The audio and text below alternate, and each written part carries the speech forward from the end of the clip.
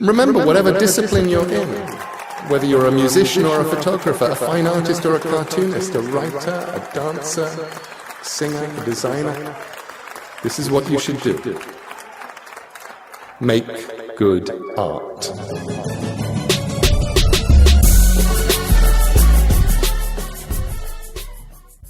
Hello, this is Creative Soul coming back with our 7th session in March. We're currently recording at Hongdae Studio. To introduce Creative Soul first, our mission statement is to inspire, and we are currently in the stage of trying new different formats every month. For the past 3 months, we've been trying Google Meet and podcast with some beloved panelists. And last month in February, we also tried the podcast under the theme of creativity and work-life balance. So now Sooyoung's going to introduce what we are up for this month.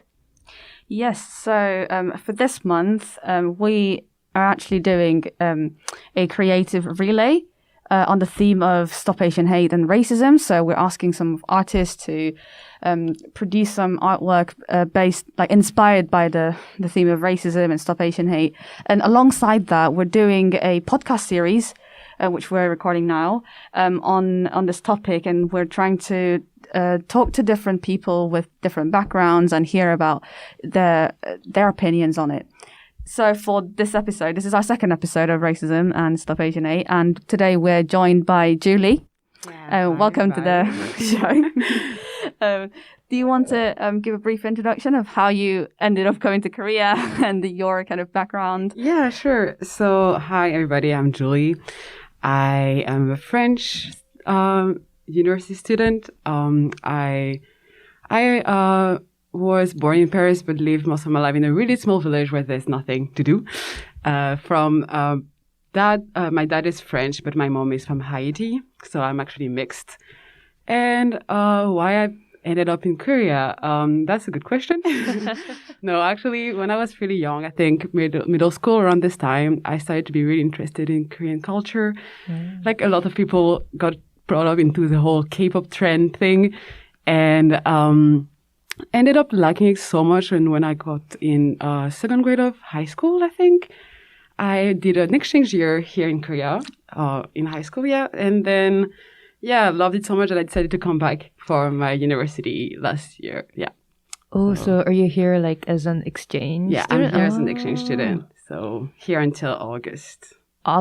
Yeah. So are you here for like a year? Yeah, I've been here since last August, so whole year. I'm going to stay here for a whole year. So it has been like 6-7 months? Yeah, something like this, actually. How are you finding it in Korea? Like, we're going through a pandemic. How are you, to be honest? how are you finding it? I'm like loving it because I don't know if you guys heard about how the situation is in France, but it's like extremely bad. So I'm pretty glad to be here, to be honest. I feel I'm part of the lucky ones. So, yeah. And it's my 3rd time in Korea, and I'm still enjoying it as much as usual. So, yeah. What did you in particular like about Korean culture? Like you mentioned that one of the reasons why you came back to Korea is like you love the cultures. To be honest, this is a question a lot of people ask me, and I'm always so sorry because I have no answer to that. I don't know. I spent like a year here and I felt so comfortable. Mm-hmm. I felt really, really comfortable. Because of the transportation, maybe? Maybe that's it. Maybe this is the fact of living in a big city that changed my life from like living from a really, really small village. But I think, I don't know, people always been really, really nice to me. Mm-hmm. And it was kind of like, it was a really special experience to me because I came here, I couldn't speak a word of Korean at all. And I was in a Korean host family that couldn't speak a word of English. So, yeah, it was like a pure journey where my host family made everything possible for me to feel comfortable. So I literally have like a second family here. I have really, really close friends as well that made my experience like incredible. And just like, I think there's a lot of part of the Korean culture that I kind of resonate with, like the way of living, just like I feel like sometimes, like, yeah, Korea is taking everything really slow but really fast at the same time. Yeah, if that makes sense. Yeah. I so get that. Yeah. Yeah, it just felt really comfortable. It just, yeah, Korea just felt like a second home to me without any reason. It's just like comfortable. Yeah, that's the word, I think. So, like, besides COVID, there's been this thing going on with, racism and, Stop Asian Hate and everything related to that. Are you kind of like, following it? Like, are you looking at the news and, are you aware of it? I'm aware of it. I try to not, that's maybe more for my personal sanity. I try to not go too deep into it. Because I know this is a kind of news that would just make me really depressed really fast. But like, yeah, I still try to like keep up with what's happening. So I heard about all the attacks that happened in the US and the rise of Asian hate in general in the world after what happened with the COVID situation.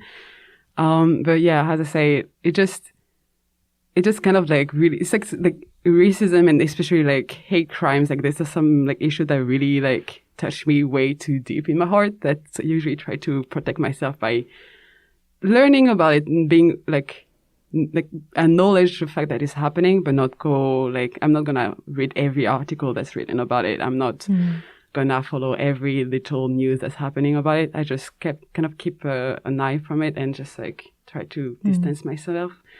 It's a really selfish reaction, I think. Well, I do the same too. Yeah.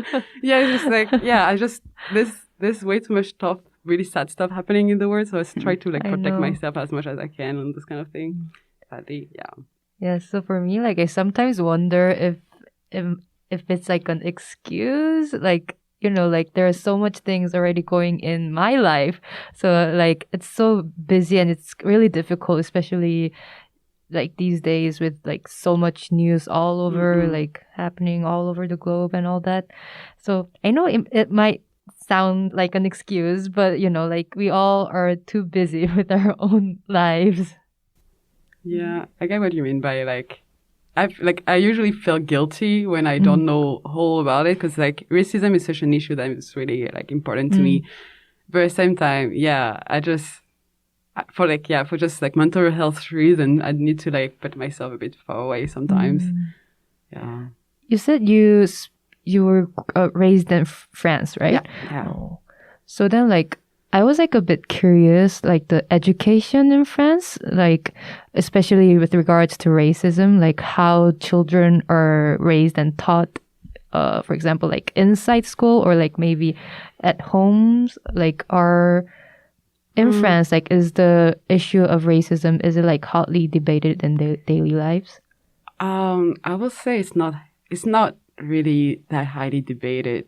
It depends. I think it really depends on what kind of community you're coming from. We like, I kind of feel like maybe because I come from a really small like village where there's not that much like diversity, sadly. So you don't really have this idea of community, or you just talk about like Black issues, Asian issues, or stuff like this. It's not really that like prominent actually where I'm from. Maybe in Paris it's different because it's such more like bigger city. But yeah, in school obviously we had the big talk about like how racism is bad and how we're supposed to fight it and how like all those kind of like workshop that the school tried to do. But in fact, it's not an issue I really addressed with my friends or with people around me until I was maybe in college. Because like I had most of my friends were white, first of all, so it was not an issue they were like really facing on a daily basis. Yeah, it just, we knew discrimination existed, like, but like talking about racism, even with my family, was not really a thing until like I myself felt like comfortable enough to brought up the subject, I think. Then like when like, so it's been like more than a half year since you lived in Korea.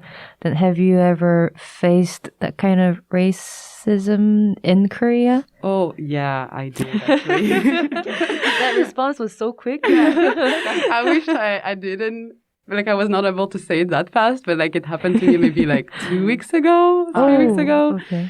A friend of mine, like a friend from like Germany, and I wanted to go to how you call it, like a bath, like public bath. Yeah. thing. Oh, in Korea. Oh. Yeah. And the first thing that happened to us when we just tried to see if it was open or anything, the first thing that the woman told us was like, "Oh, 외국인 안 돼요." And I was like, wow, that was really clear. And because I knew this happened because I heard a lot of like testimonies from like other foreigners living in Korea that those kind of things happened to them. But like in the 3 times I came to Korea and I've stayed there for quite a long time, this never happened to me. I had looks, I had like maybe weird comments, but never anyone told me like straight to my face something like this. And I was like, oh, wow, that was okay.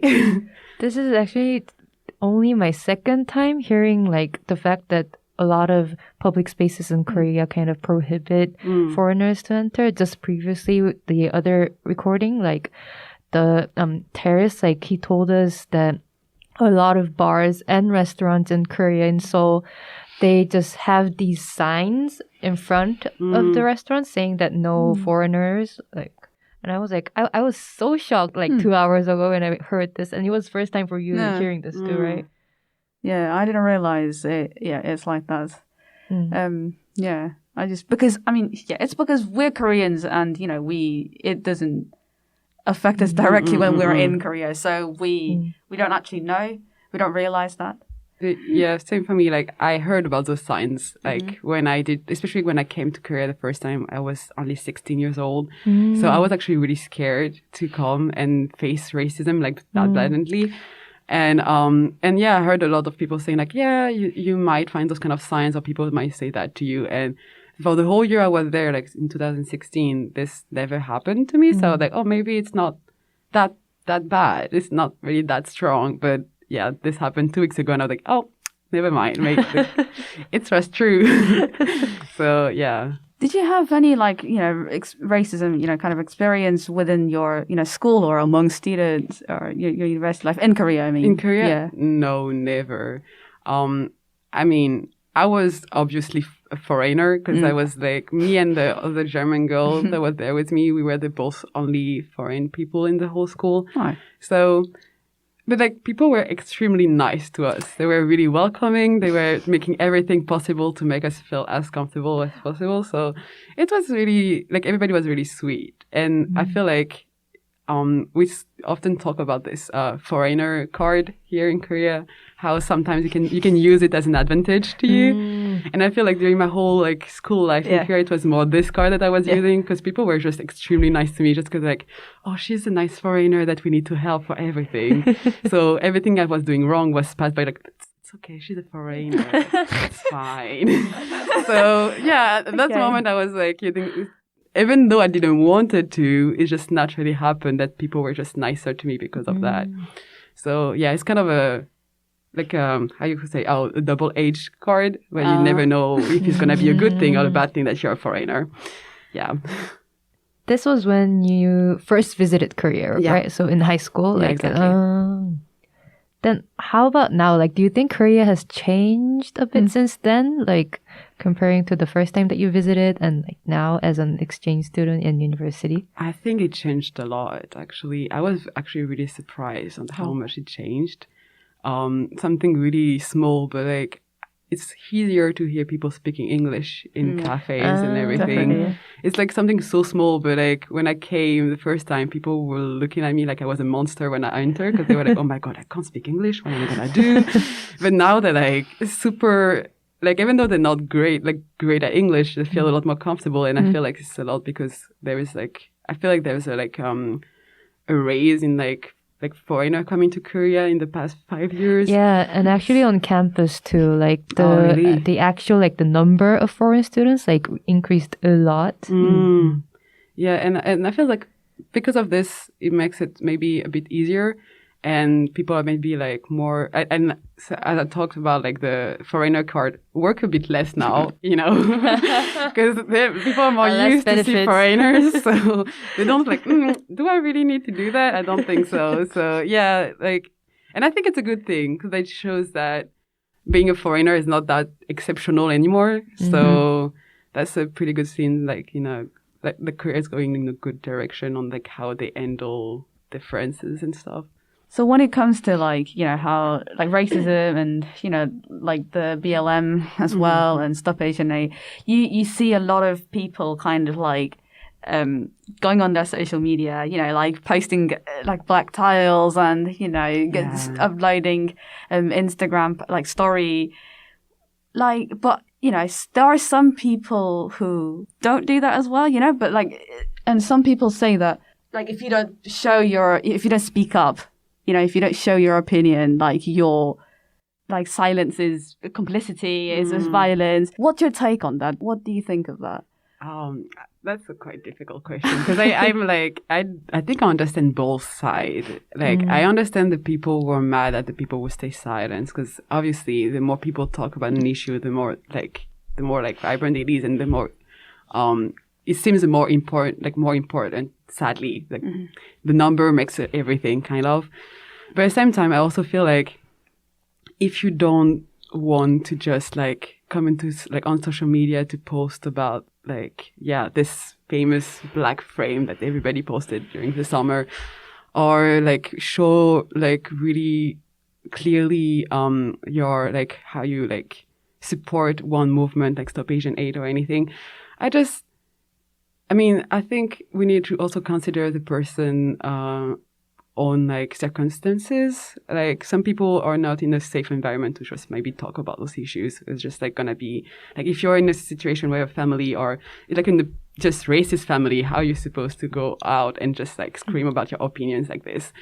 There's this, and there's also like it just, as I said, like even for the mental health situation where you want to kind of distance yourself, it doesn't mean that you don't know about it and you're not like, you know, supporting the movement. But like sometimes like actively working on it can be really like hard as well. So not everybody has what it takes to do that. I think being an activist is almost like a job. Not everybody can do it. Some people are better at it than others. So I feel like you can like support in a different way, just like by educating yourself, even though nobody will actually know that you're doing this. It's still a way for you to support the movement because you're just learning about the issues and everything. Yeah, I totally get that. I think, you know, it's, although it's important to speak up, it's also important that it's not out of, you know, pressure because everyone else is doing it, you know? It's not out of, not because you feel like you have to. I think it should be out of the responsibility to actually make the change, you know, like you actually feel it. And, you know, and as an Asian female who has been abroad for a while, I think, you know, I don't think I want people to post it just because they feel like they have to. Like, I rather have them just, you know, stay silent and, you know, I'd rather have them observe and learn and educate themselves and just, you know, let them understand what's actually going on. And so that, like, you know, they know what is the correct way of supporting is. Completely agree on that.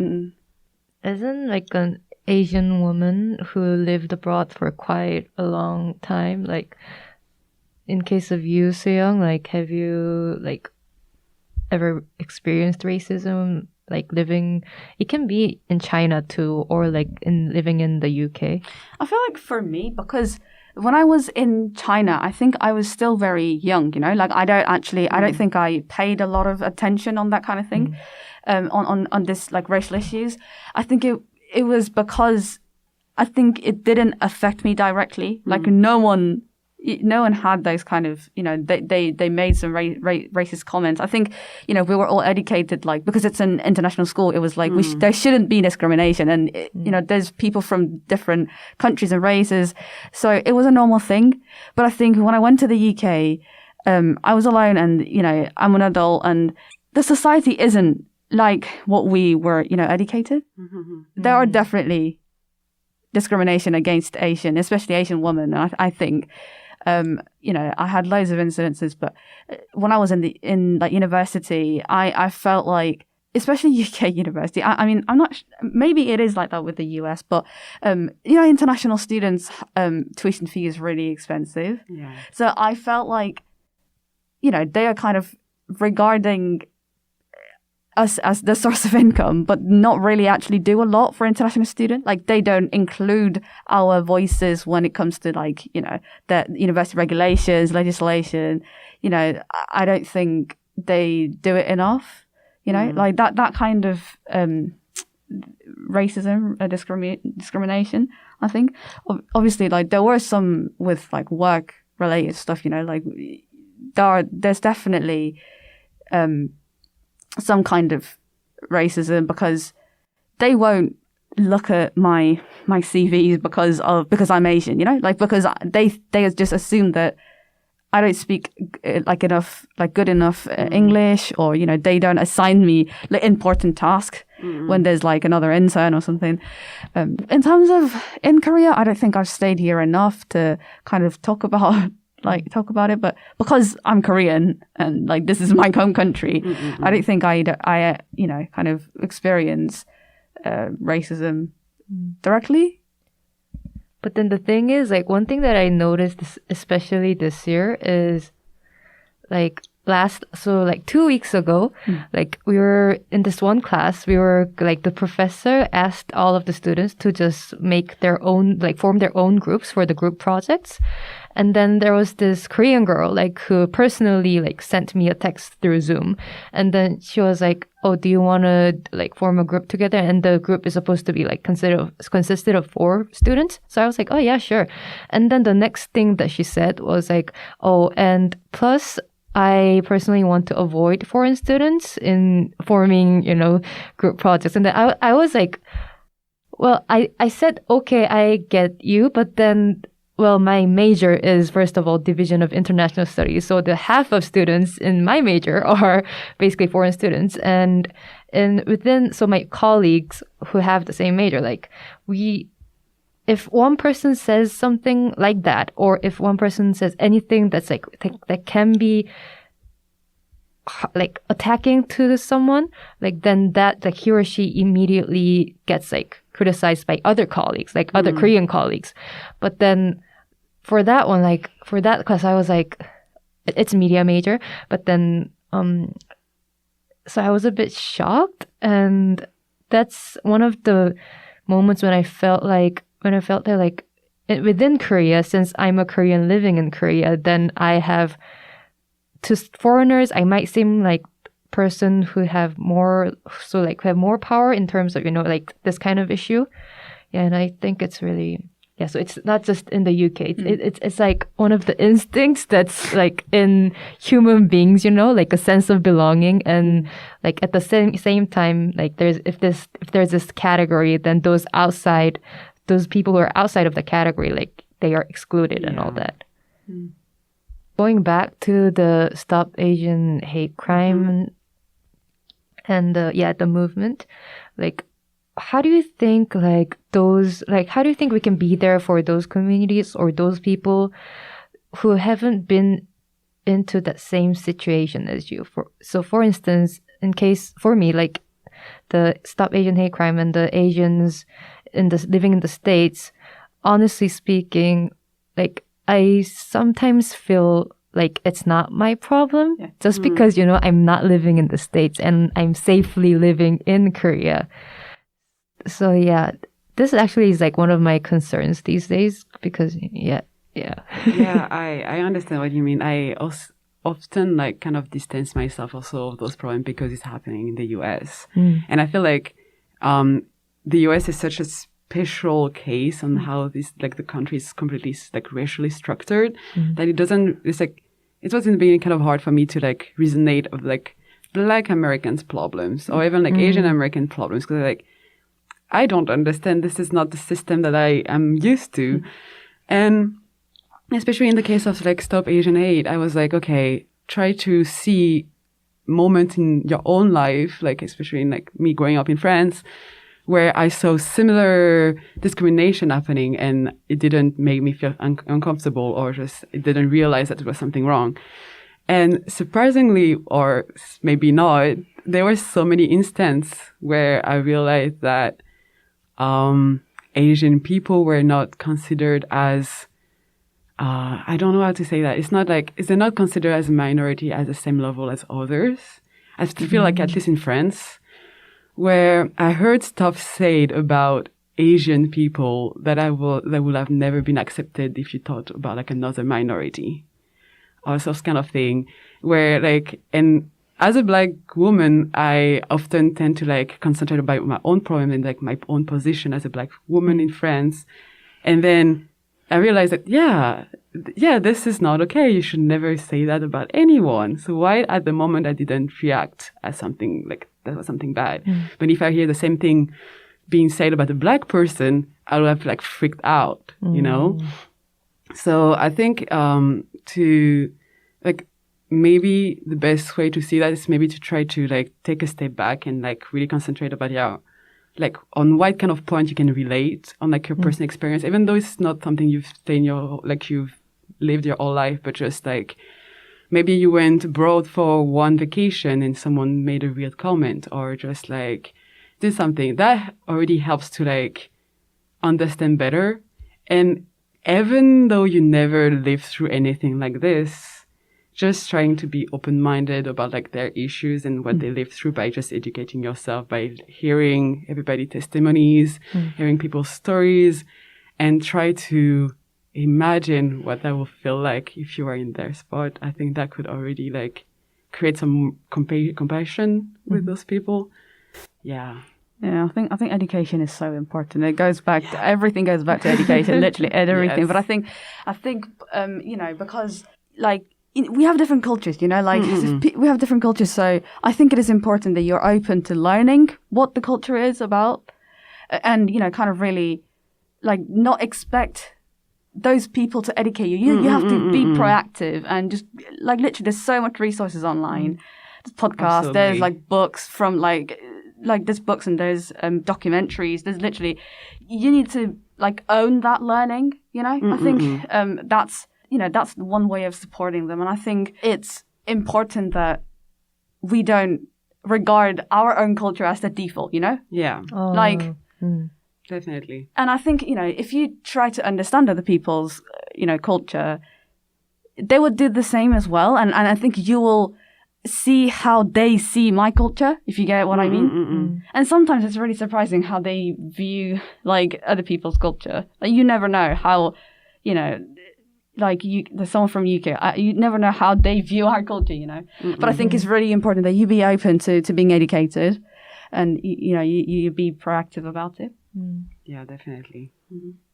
I think, yeah, maybe we're gonna have to touch on white privilege again. But I think white privilege is something that you cannot miss out. Right, it always has to be here at one point. I think it's something that's it's something you cannot miss out. And I think what's really important is that they realize that they have the power and the privilege to, like, kind of influence people in a positive way. Yeah. You know? Like, I think they should know how to use it in a right way. And I want to ask, like, what does it mean to you? Like being other people becoming an ally. Oh, that's such a hard question. Okay, let me think for a sec. I think. To me, not like the best ally is the person that listens, first of all. That's true, yeah. Like the person that's going to be here and listen to what's happening with you and what's your problem. And then once they listen, they will like search in their own resources on what they can do to make your voice more powerful. And I want to insist on the fact this is your voice and not theirs. Because I feel like really often, a lot of people will try to be allies, kind of like, without even realizing, take a step to be like on the front row and let the real people who are actually struggling with this behind. And that kind of feels kind of wrong to me because I'm like, thank you for the help, but let me speak because this is my issue. And even though I told you everything, this is not your story to tell kind of thing. So yeah, I think if you want to be the best ally possible, it's just like, listen to the people around you who are in need of help, and then try to see if you can give them a platform or any means for make their like voice louder, mostly. Yeah, I think I totally get that. I think it's the role of the ally shouldn't be to like fix the problem themselves or like speak on behalf of the people that we're trying to support. I think it should be more like what can I do for you? You know, I'm here and I'm willing to help. I think it should be more, you know, in that kind of way. Do you know, like, in case, like, align with the hate crimes, like, regarding Asians in the States, before that, there was the BLM movement. Yeah. But when that happened, like, as an Asian, I felt like, okay, to what extent can I make my voice in that movement? Because, like, I'm not directly involved or, like, I'm not directly affected, but I still am curious and I still do care about that movement. But then even in our class, for example, like when students like speak up for the topics and all that, then I sometimes like hesitate for quite a long time. Like, oh, is it like even my place to talk about this and say that, okay, I'm furious too? Or like, oh, I think this is like what they're doing is wrong and and things like that.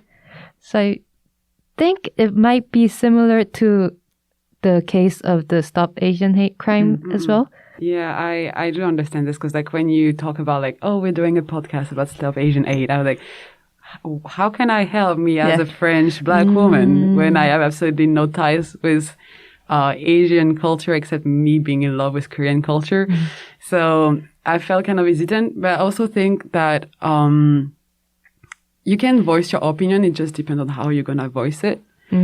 If you don't, like, as you say, like sometimes, in class we talk about certain like topics and you just don't really know how to address it because like, even though you're like, angry about it, how can you say it without feeling like you're taking too much space?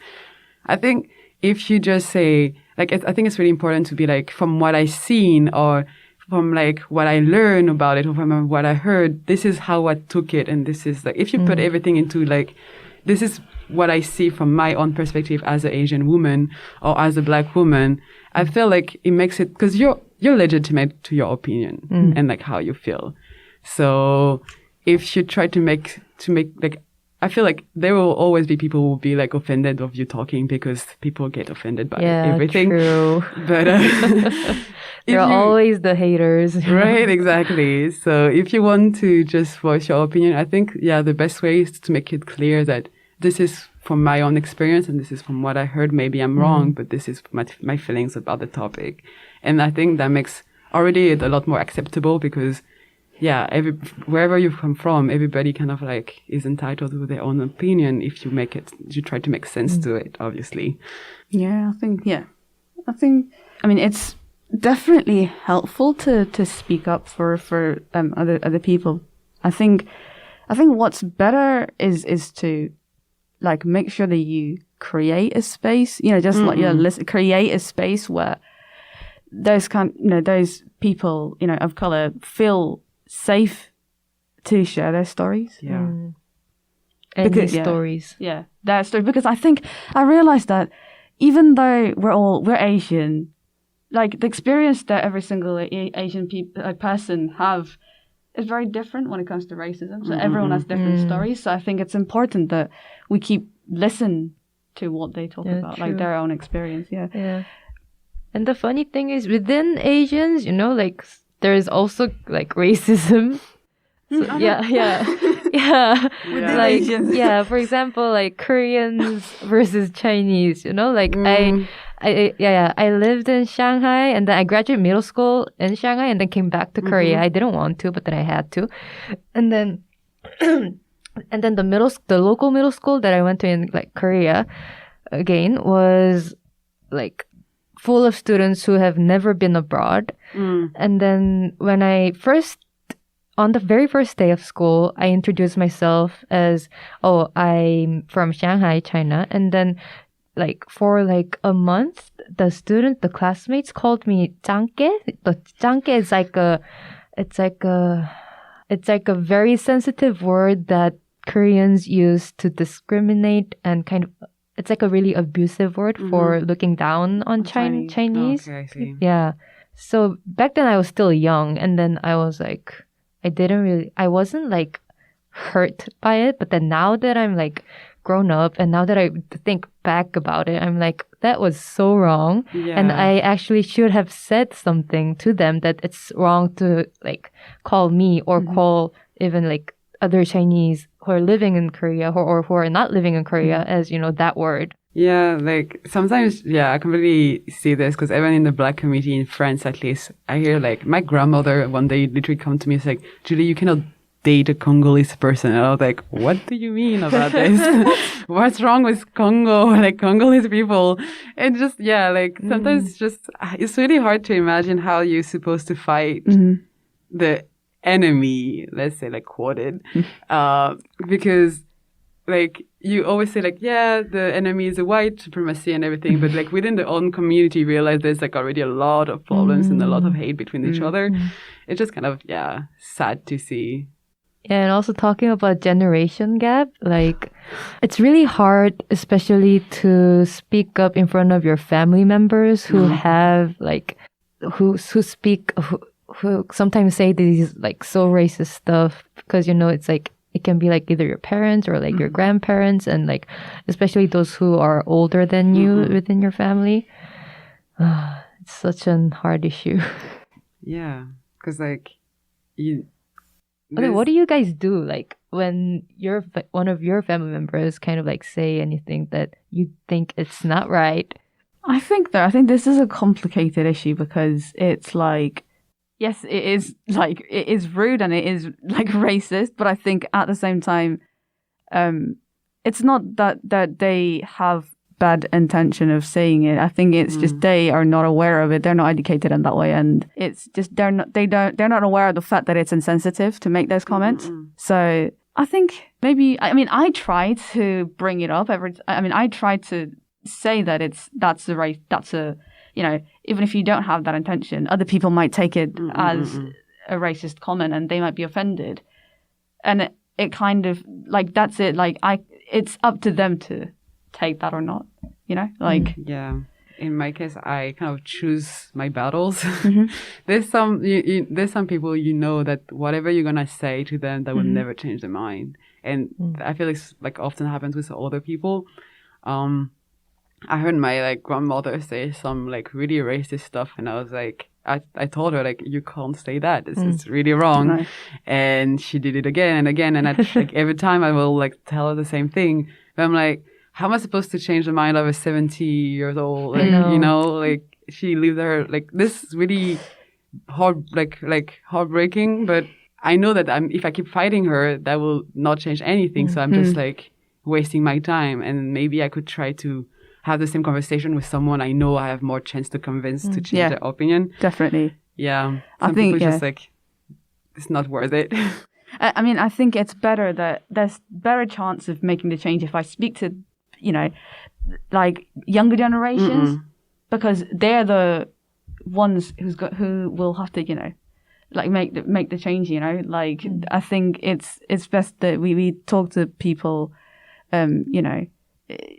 younger than us, so that we can make this, because there's like honestly I think there's almost like no chance of people who lived like 70 years believing one thing to change their mind. I mean, if you try once, twice, 3 times and it didn't budge, I mean, like there's nothing you can do here.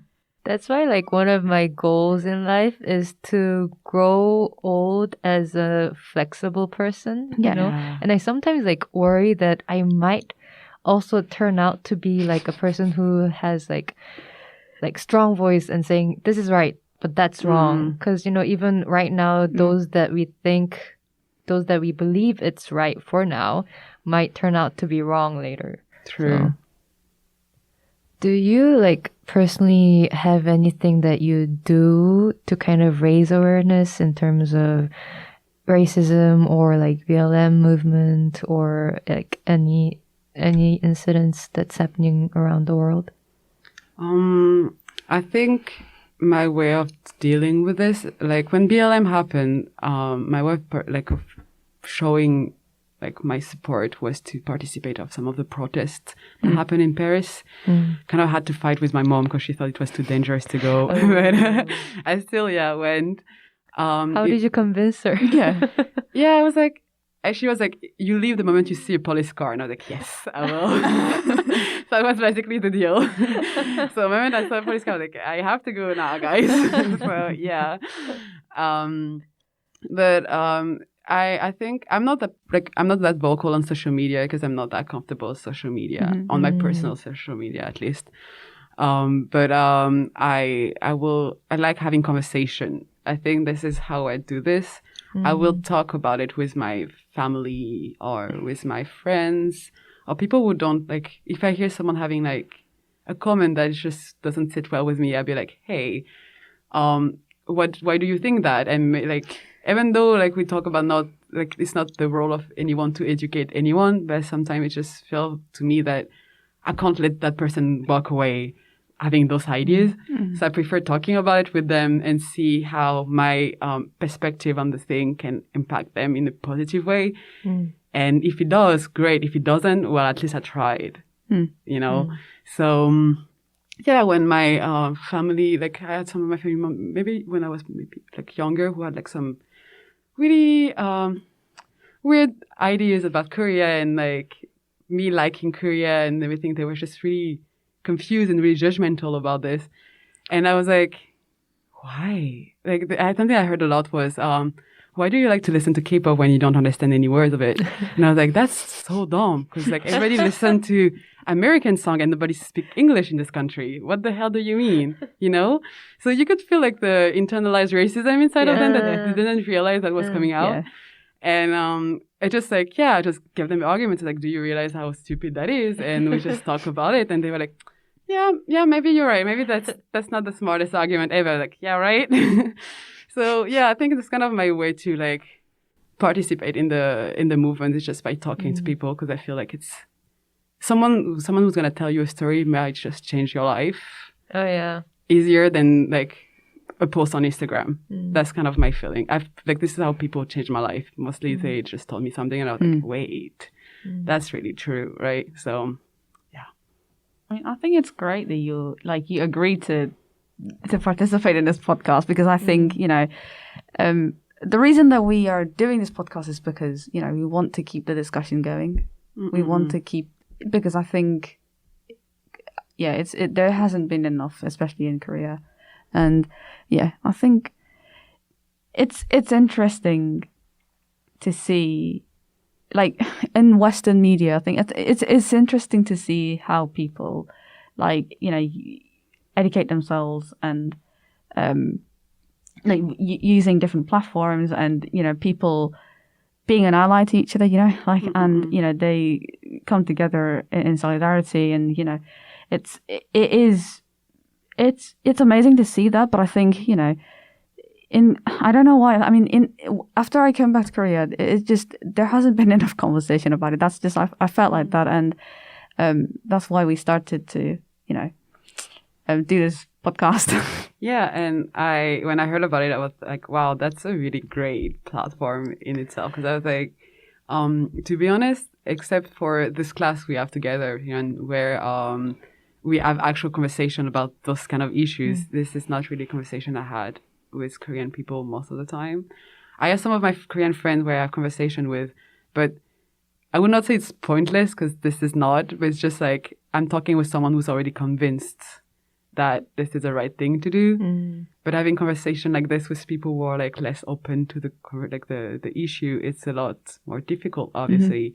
And Korea feels kind of like a really small, secluded community. So having those kind of conversation, even though I've saw so many people trying and get like so much backlash from it, sadly. But I think this is great what you're doing, and just like keep going and keep trying, because Korea is I have a lot of people who are, I think, are interested in those topics, but just doesn't know how to go through it and how to talk about it.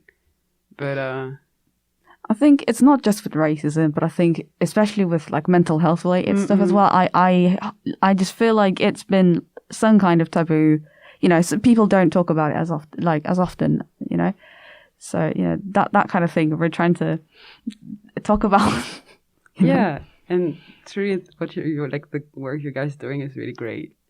Well, like for me, like one of the reasons why I even we started Creative Soul and all that is because I felt like as a Korean who spent most of time being raised in Korea, like there's so much little space for these kind of topics, not only just in terms of racism, but also, you know, like gender issues and all that. There's like so little space, and it's like I can only talk about these kind of things with my friends, like when I'm drinking and when we're like kind of like, you know, like wasted or something. Yeah, alcohol helps. Yeah, alcohol definitely helps. Yeah, because I feel like, especially in Korea, like one of the cultures is like if it's a sensitive thing to talk about, then don't talk about it in the first place. I think it's what we learned from the past generations. And so I kind of like want to break that culture, but at the same time, I sometimes find myself acting exactly the same, you know? Like exactly the same as the ones that I don't like about others and about the Korean culture. So exactly. And I think that's one of the reasons, like that's one of my, like this is one of my way of trying to put that into action, you know? Like not so that I don't actually act like, you know, people that I try to, you know, question. And yeah, it's definitely really hard to like get away from how you were raised, because we told you this is how to do things, and this is right. Right. And you grew up and you were like, wait a second, that's absolutely not how supposed. Like, there's no rules about that. Why should I follow that? But naturally, like it's so internalized that sometimes you have like really to fight with it. So having like a platform like this is obviously like helps you because you kind of have to force yourself to like put the content on, and there's like for the conversation all the time. So that's like I think it's a good way to get out of that. Yeah, I think just talking helps a lot of things. Talking of just it may not necessarily solve the problem, but I think honestly, I think just addressing it is more than enough. I think is It's obviously the first step. And usually the first step is the hardest one. So I feel like the moment you address the issue and people are like aware of it, that opens like a lot more opportunities that you never thought that will like even existed before. Now it's about time for us to wrap up today's conversation. Thank you for those who might be listening to this through Anchor FM right now. And thank you, Sooyoung and Julie, for your interesting conversations today. We'll look forward to collaborating with you on the gender issues. So updates on our next session in April will be shared on our Instagram at Creative Soul Sessions. Bye-bye. Thank you. All right. Bye. Thank you.